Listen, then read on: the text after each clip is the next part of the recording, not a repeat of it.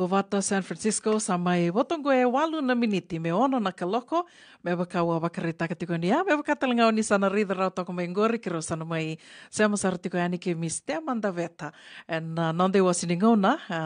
asa rongo ditiko mai na vida na bula saoti o te amai dengo toka ka sa mai teko buta ke tali tungo ni kua e nei rongo mai na ve longa niu levo sartu na longa niu. Ya, dona longa ni ulevu ndua ka waka ni rongo tiko mai na ni rubital noa ke Mr. Koritamana na caregiving, ya. Dona longa ni ungo e binaka menda mai tau avu ke kina, se o mai tau avu kina mo dhaka, se vian duana no mo bisinisi, no mo agency, this is where to start. Na kena itala noa, dona itala noa tiko ngo, se sombeka na itala noa. And sana vakambula sarakina vi Miss Tema da veta ne kavi vinaka ni kua ni mbula vinaka Miss Tema Bula vinaka sista una. ni totoka tu ngau ki muni ambaki vou sa ambaki vou no itaka ni sa tosa vinaka tiko na lalao na kena rawati tiko na vikai so e mai lalao tiko ni tiko vuni ambaki ngo wari tiko dona no muni video e na singa vida saoti ka Vakongeti o sara me o sure tiki muni ane me dormi vital no e na kavini kua ke na sa mai tiko buta ki tali tiko ngoa se mai tomani tali tiko na nonda programo e na vi e kavini wakarombuka na i rongo mai na vi longa niu. Ia, nimbero ia, au kere muni wakamadhala tiki muni manda, wakambula manda vi ira karasema tiko mai weekenda tau, se weekenda aru e na kavini kua. Naka valia vo sista una. Na tango te malesi tangi valu, da veta, eu me kitira, moala me lau, au wasui ngal karua matuko. Au batiko e Santa Rosa, California, Amerika. Rata chiko ba caregiving savia tinka 5 mbekane mbaki. Nungu rata chiko Amerika. Buta bina kasartunga e na dakadaka wa caregiving e na longa niungo.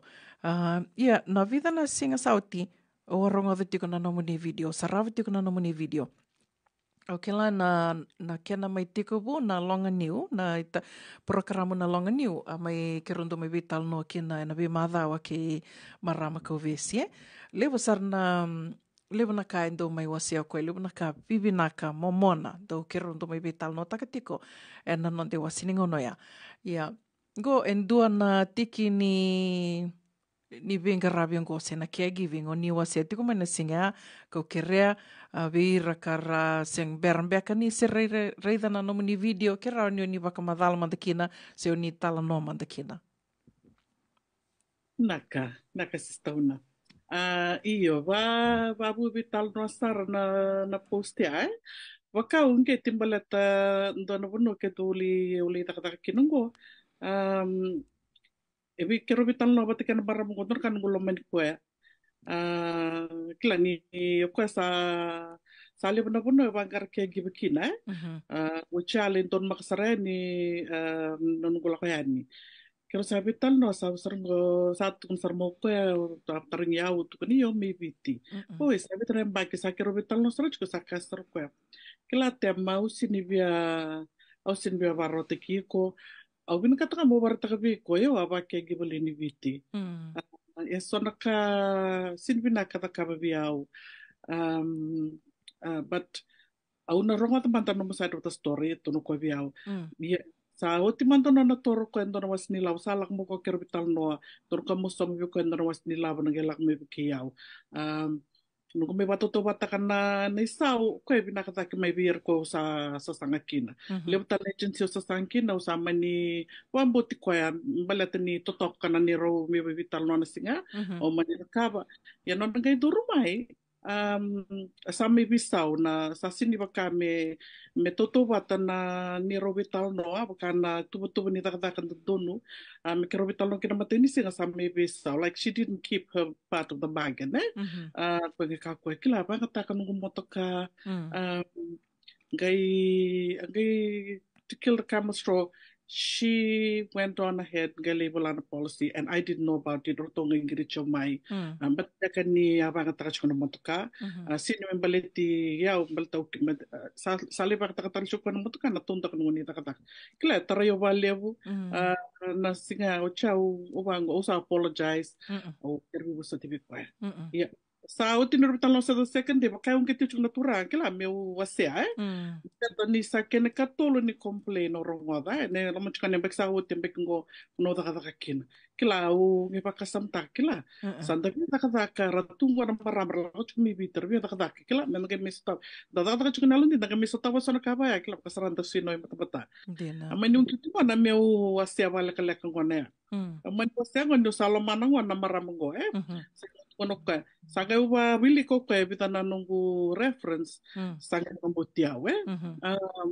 ya kila sanga I baka ngawungete usamba ni posta kasara na video yako mbita chuko 3 days ago ya ka babu vital no sara na kango posta talanga kani FIPF page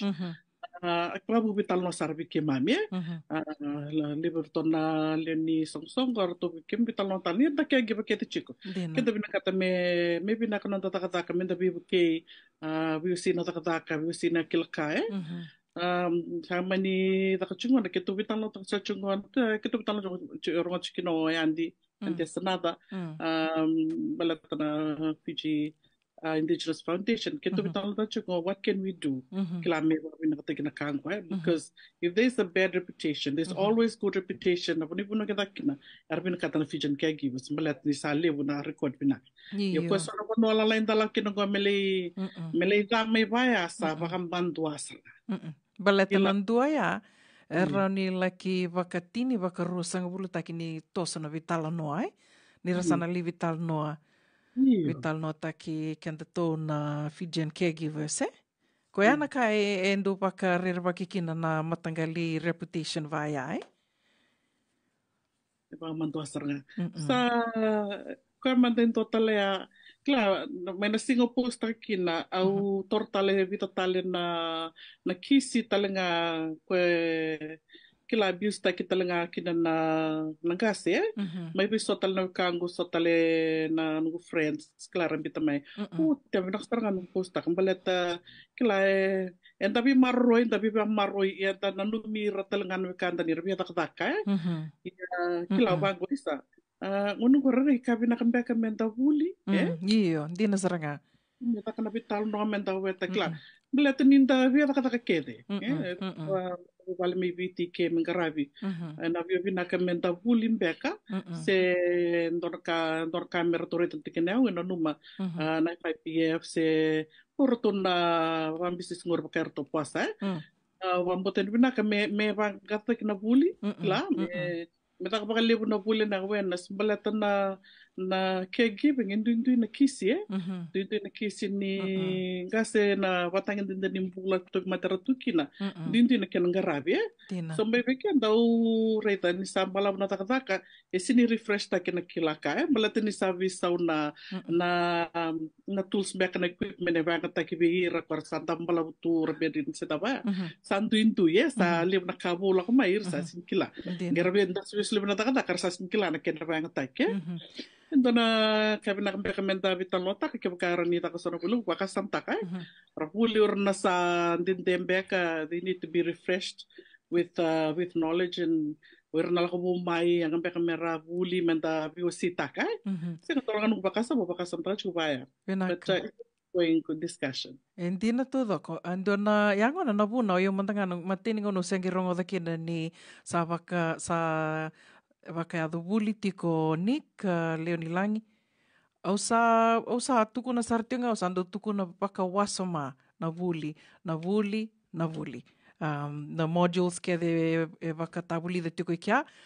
de na bina kambeka bikem do na baka agencies tiko bikem do na itoke ini agencies mando na ndambe bata lure bata na curriculum se na beka kede wakatawulidi tiko mbalete sa tiko nga na ka ngandrebi me bulidi me mbaleta na kan wakaibola or the certification by the state sa tiko nga ya ngai tiko tali so na kalala na rauni kai ni benga niti wate kina nanda to mbulo kenda to ko mbeka ya roni ngai o katiani bena ina curriculum ni buli ka sa dhaka tiko mbaleta ni sa didi rau tiko indora programu ya ana nungu wakasamo yau de na vinaka madona gebe tal no kino kem dona sava ka didi caregiving agencies ti kongo au tukunango sistani kila ni sona kai na baleta na nonda to umbulo kenda to na nonda to toba mbeka ni wakasama ni sobi ira nangase ira na tukuna mai go wase tiko ni go tema na indo o ala ko duru matalenga indo na kisivango o mbuini ngone esenga ni ndona ka e dhakabwa waka companion sartunga na mbuini ngone go ya wana mbuini ngone go aku nge ndo tukuna bio ninge walunga na kalok sandavo ko e mesa lindavo senga tal ni kirona ge soto me adava na wal na avitu na kalok na mataka ni sinkatarava yo ko sange ndo tukuna ko e bio but ni kila ko ni tuto ndo na ngone aus asa more than 10 years ago ni kila ko usa tuto ndo ke aku nge ndo tukuna ko e bio tema. If you have friends, mbalate ani e ondo le relieve tiko na moni madha, wai? Do tukono ko if you have friends, if you want to go out, feel free to go out. Ya, na nongu na numo yau, private client, nongu na numo yau, ni sa donu sartunga na ni robital no ya, ni sa tuko na mayong bumbu be yau, sa silyo ko bio nangalala mi ngande. Ya, sa ngendo lako tunggu royo nangande, ralako may nungu tokani ki mamilako. Lako tu ngande na bongi kila rua tulnea ua le staleani ia o tia o senga ni kila o yau ngona kai roni to na lenga kina ke pakai tu senga ni nganga roni na vanu etiko kina na mbuini ngone ngona kila na security ndo tiko iliu na complex na condominiums i Menlo Park o seni kila yo na visinga vimbonke de lako tiko wala tiko lako yan tiko ira. Io kiro na vitala no na viva kambula taki kila high and by o yau security sen kila o yau nindo na singa nge lako mai o lubi mbuini ngone rume vital no mbeka batiki security sange tuku no ko ni o yondo ngande tiko Io as far as I'm concerned siang sartunga nindo na nungu dhala mbaleta ni mbumbu sakavio sulio ko vio na ngalalai. Ia na nungu Fijian mentality au senga ni wakasama tako yau ni senga walenga ni wakadakadaka take utiko mbuini ngone o lubiana talenga as power of attorney wakadakadaka take utiko nungu mboso tiko na kanga na valek taka na tal nongo ningi tuko no ko biao dona buna ikusana dengu kina but that was elder abuse. As far as I'm concerned, like elder abuse vada ba ndolo mana vena kana mbuini ngo. Yo ya sana ka kenda senga tu dinda kilai enda tur tu vakamamanda. Na bune au tu kuna kina de na vena ka mena mai o katalenga na vuli ka vaka eduri tingo e sono matangali vaka sama vaya tu kutu tu mo kenda tu mbalata ni tu senga dina ni kilai na kena ndui. Elder abuse, Iyo. Ya, satu kuna saranga ko that was elder abuse. Iyo. Pana kisingo vina ka disin ko tada kena maramango ko sa badingo nga na marami biti sa ko tamo kwendo na kay walang may bingarabi o kay man ke ka me ala ko saro ko me la ko saro me sa kila me report na ka ba to ko sa o sa silvia stress out me ka o sa la ko talon online o sa mani tortal mendua kila it's entora kago me ang saranga me da kaba me da vital nota me da iyo me da vital nota but meron ko niya daw chuko na kango total mendanga na kiso ngai bedi torolenga ngo na noa bala to chukur na regala ko bumay la nito kirta kay ni meron me relieva ni rasa senga ni experience binaka sa senga ni kira binaka na system ni kegim sa na Amerika sa taring sarang mata may liw na isaw. Kasi bercing kilam tanga natakata sa berni meron may reliva. Sa ato may reliva, kilani ka na do hendo ba? Enda parta ka ng kamidaka, nakatudok no, kaya nasangay rin nila, karami dita ka. Aman ni Bukador na hendo ba? Lako koe nona na takataka. Takataka mai o koe maramangoa koe reliva. Lesu mai o koe nona takataka. Sare timbo iningoni tu. Sauluna tu ira. Yamana tu idake. Kila ocha saba ngukwa. Hai, wada betul na marang. Wada betul na suka. Ausin kila koe tambahkan bekana nona kain tabo. Gai kambeka. Sama kan maramongo ikut nonton mo ko nila kabaya ikut sare tani saleng kabaya piso tak ko sin nonton menta betu kila sange bango ko ke bango ko esa tarung sarmene sa ustember ni midaka yena ngona mai dakena taka sini toto bata kena non kila um gai talo taka chubio ko kila tem dor ka menta tuntal ngan babinaka kebka sarbio midaka mer tukun kebka rasin kila merat ko na nga pandon ya nirasin kila na ba yung katakan ng tabang kan hospital bed na kabaya mera iyo ko siyang sa tarong sa milyon na isaw papang ko isa kila da biyo buke dina da biya buke do talaga na kauro ni ka ni lebu erba kadalai tiko kena na kena do rongo tiko ibiti salah ko tikani na caregiving Amerika yo $500 dona singa tolu nandrau $100 dona singa vatu ai senga ni pakamata taki se senga ni tuna non roba kasama nindu na kisi na irna mata sono senga ni mata bu bale ke de ratungo rau ni rasoma tiko na $500 na visinga merangarawi kina wira na non rangasi Yambe kan dona ka ko rangela ngamai sa tiko mai kila vida ko sa kila ni rangela ko mai sa to ka mai na sa ando sartu ngamai na exercise book na bills ke de na ka ke de tu merla ko mai mer mi dak me sana somi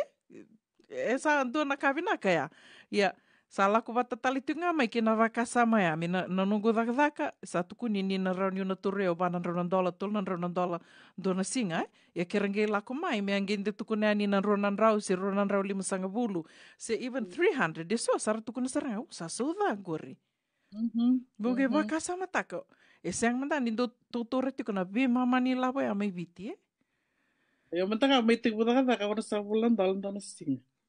ya mentanga out. No sabo so tani ubia da ka me so menunggu kotiviti. O chama tu ka mentonan rau rasa ngabul dona 24 hours nangono ya iyo tonan rau rasa ngabul dona na libin. So tanda ka ya sa kanibuli kanibul weekend. Sabo sarna banwa ya au taka kina mantanga udur pan agency with an agency na private Ito biya buke merami taka na marami relief au sare da tuna barin taka ubosota klan batani tapi biya buke iya esa chuko talaga sa bakara ticket panta chitaki kenda la nonda albinaka na nonda mera lautu ngamai sinta binaka na taka klan sangara berbe so mira lako klan bakanda lelo mantali kina nonda senda pakai klan eso na kabaya binaka ko tu chika posta mendalo me binaka mendalo dina tanda taka menda bingarabi dina kila balatani it will always turn around and come back to you dina tudo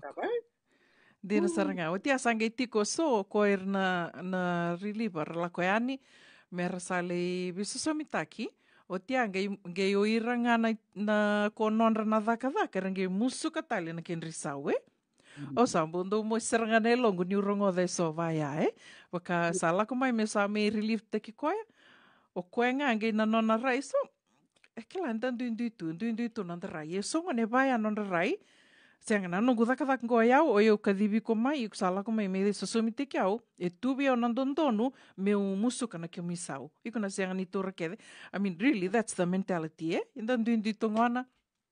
nungu rai matanga ni asambo siang sarangan ni dondonu me baya baleta ni ko sana mai sosumi te ki ko sartunga ya Dondonu ngame somi ngana labang autortiko ne labang au somi kina somi kina same rate Sarang war nindin saranga sista Iya satu mana ngabi kente sonal baya ibinaka satu kuminanguna sanda visa uchukumai o bambuta ni na ato na vital nongo mena ba visa tak nanda ba sona waro inda daka vi kamen tapi lumayan pagalibu supaya wasa chukungore pasa enti na star endo na chukum na buli chukum na vilumani tikun tapi nanumi na takataka marin takataka baleta na nonda lotu saranga na ibuna uli bukan na kanta takaba bira na nonda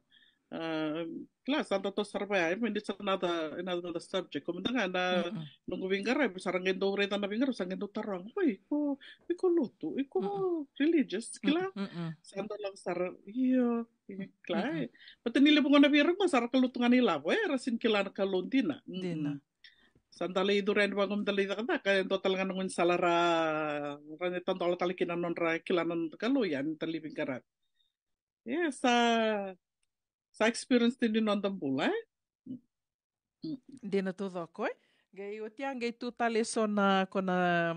na le reliviani go roni vetal nota ki euro ni kaya rona sana dana sana eso sa le reliviani e libi na kadhaki na non radakadhaka, mai beira kara turiti ka non randina na radakadhaka, e relibi bu ke relibi susumitaki, ia na non rabingarabi e bina kadhaki. O tia sartu tali te ki koe mbiningone, o nangase, na matupu vale, bina kadhaki na non bingarabi me sa mai radakadhaka. Kind of tricky, e via sensitive toka na tikina ia, o tia ni so sa orto nga orto saranga na matupu vale orto sa senga ni vina kata saranga orto me lista lea ni o koe ka madhakadhaka tiko orto sa avia tu ririli va saranga o kila ndena vina kambia ka menan dua talangana kena vital noa weekend to na i toke Yo vamos to nama to kona kisibangur ibina kame yo man de kama kauna chukuna kisibangur na tukuna rita o koe na primary koe na takataka ina vina kame laku mai to ndambi kede to vital noa baleta ni mesolvi kana chance me viso taka patango na takataka yo lo nga mai just to relieve baleti koe na buku na ko laku miki nango yo bat kama kasin ka dibi au na sin laku mai yo vamos to vina kame to ndambi kede to vital noa taka de roni gerongodo koe na indui na kakim do sari indui men ngai babi na takano ta do slivi ko na chance me biso takano no barin taka o bambot and then we'll take it from there na sinro ni bago balato ko we kagu we all caregivers o se go bambot eso pasar tungang ko na kisibaya sa o chinga sa badingu ko sarnga to na family sa durma ke reliva do bina kamendo kilai meta kundi binga chida iyo dina saranga sanga itu eso era la koe ni relieve rangi le o ira saranga bakate kira me bakamer sangi libi sota kana iso ni dakadaka sarali to so eso bona so ni dakadaka ya sandu tental vital no ya quando mumbula talam takalipaya esa ya do chico so weekenda vamos tener na ronga do chico na vital no da chico Iya, kenda lili weekend sarna awikla experience taka na matanggalin do na taka tunggo so rakutek no taka sarle anda kata so balatan ni ravia taka kila nakanga na taka na baro te talbi ko na sang karon na binakan taka hindi na sarga kanda lo manira then ya the merkelaki na nonda kalo na nonda bingkarabira ni nakana binakaki na ninta takabi na nonda takata kaurita takabi na nonda takata ni lengkangani saya lupa ya na takata kalau tungamai lakutungaya ni kalau tak tungan kalo na nonda takata kin bala tungwana ni binakachukuna londa binakachukuna nonda bingkarabi ndalo manira kila tatakaban tuntu na takata kanyo lawa kita kana kay no museo vingatida sa kwa ngaya ona sindendendo na panu ona stop tunga na lenga ona sindakadaka sindo bya ngiriti ko yan nimbla tangana no mi bakaraw na takabo minta sanda ngaro ni na takata kan vingara pinta takapi na takata dina todo ko vamos sa roti kenda vinaka saranga dava vinaka di vital noya bentangaro na saranga no nonda takadakan dan dinata ko talangaya na ibakaruta ka na bakaruta kita levi ko it may be good right now yo gabaka sama taka iyo vinaka vakalevu berninda rumai vital na kabini kondo talembek na kani vewasia verto na sematiko mai Ovia wasenga ke bukan darani vital nota kasenda bertomdanga na pa agency sare da salib saro marta kondo re tangani duen dalapan agency sandor kan kumara we Dina. Latani klan da kadaka ni le berlas kumi viti sar migration da kadaka ke bukara rani rto pito kuni taka me ndona platform merapuli kina urna nonda mi viti kla merapuli baleta e chico dona it's very challenging na kadaka na nonra mai assimilate na culture ni Amerika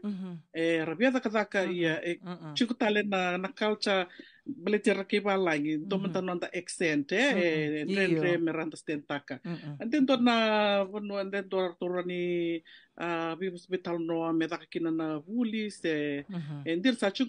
but there's this other thing about na culture in America for them to understand assimilate kaya near lakomai everything is boom it's so fast and it's going on time ke sangana Fiji time sangana bera make your yes BS no be no ke sin understand ta na kataro kila tuna I don't know how to operate the hoya I don't know how to operate the hospital bed kila please show me but then in the British mentality you just kind of be reserved ni the kila bakan bantua banda terbang ko pakau ili lo kai that's the weakness but in America kila di European kila they ask they ask questions I'm just saying it's nice to keep kanda around ni we was say takana kilkan da we was say takana we try dake da we buke Nakavia was several na wali sar vinaka vakalevu te manda veta ke romai ve was say to kaniongo and non de ronga mai na ve longa new me vakani levu sarto na longa new tungo Amerika ia na longa new levu ndundu kanda kila ke ditu go na longa new ni venga ravi sena caregiving ka sama rota kitiko ni sa levu sartali tunga na ngoni toke sama indure rau tiko na non caregiving agencies to vi toko ni takavata me vinaka tiko na yalo vakaliu tiko ngana ka ke na koe kandondo me na vakaliu tiko ve na ka vakaliu si standor nge me veto manitali tiko na ngona davanga ni via